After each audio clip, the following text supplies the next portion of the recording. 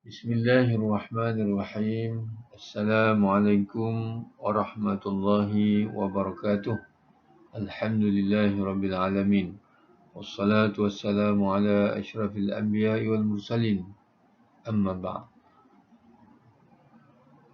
Kita bertemu sekali lagi dalam kelas Al-Quran tingkatan 1 bidang ilmu Al-Qiraat.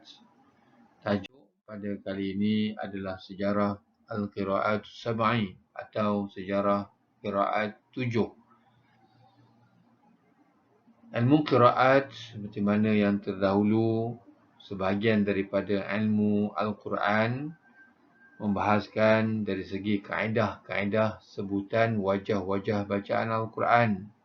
Ia dinisbahkan kepada imam Qiraat yang bersambung sanadnya hingga Rasul sallallahu alaihi wasallam.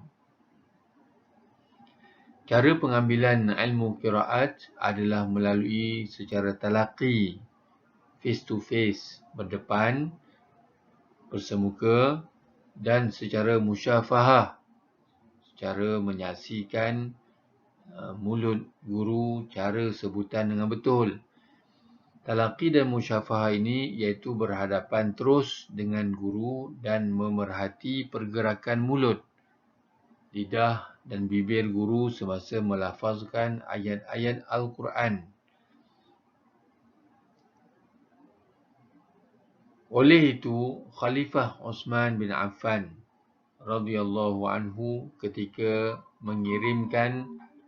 mengirimkan mushaf ke daerah-daerah lain, beliau mengutuskan bersama-sama seorang qari yang qiraatnya bersesuaian dengan mushaf yang dikirimkan itu.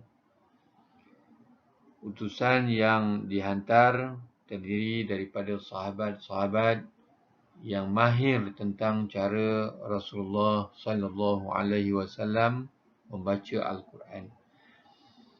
Guru qiraat yang dihantar oleh Khalifah Uthman itu adalah seperti berikut.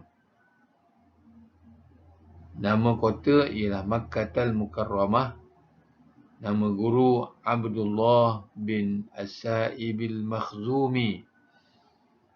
Quran yang kedua dihantar ke Syam adalah gurunya bersama guru Al-Mughirah bin Abi Shihab Al-Makhzumi.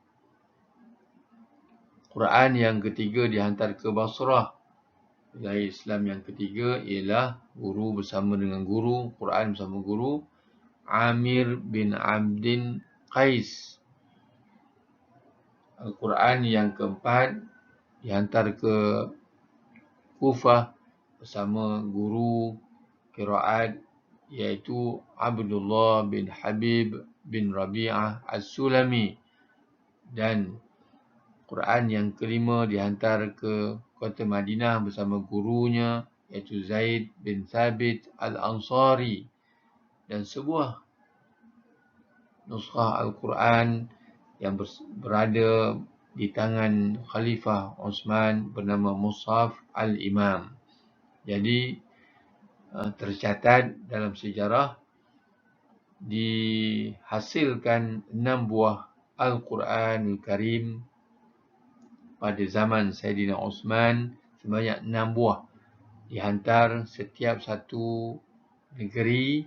Makkah bersama gurunya, Syam gurunya, Basrah seorang gurunya, Kufah seorang guru, dan Madinah dengan seorang guru sebagai pembimbing secara talaqi dan musyafahah.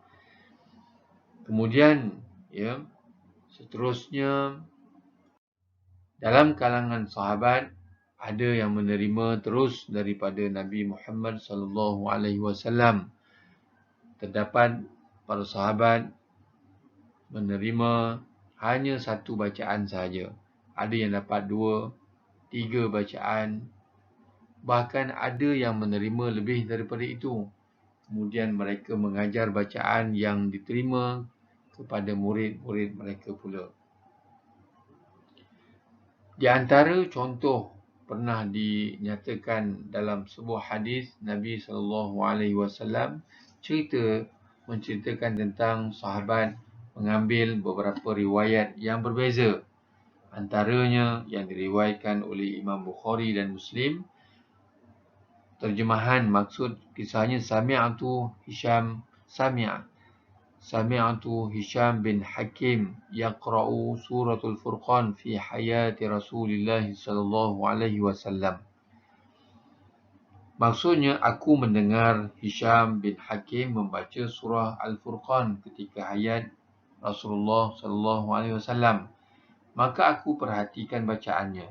Tiba-tiba ia membacanya dengan huruf yang berbeza, banyak huruf yang belum pernah dibaca Rasulullah sallallahu alaihi wasallam kepadaku, sehingga hampir saja aku memukulnya di saat ia sedang solat. Tetapi aku berusaha sabar menunggunya sehingga selesai solat hingga salam. Selepas selesai memberi salam, aku menarik ridaknya dan aku bertanya, siapakah yang mengajar bacaan surah itu kepadamu? Maka Hisham bin Hakim menjawab, Rasulullah sallallahu alaihi wasallam yang membacakan kepadaku. Lalu aku katakan kepadanya, dusta kau. Demi Allah, Rasulullah juga telah membacakan kepadaku surah yang aku baca, yang aku dengar engkau membacanya tadi, tetapi tidak seperti bacaanmu.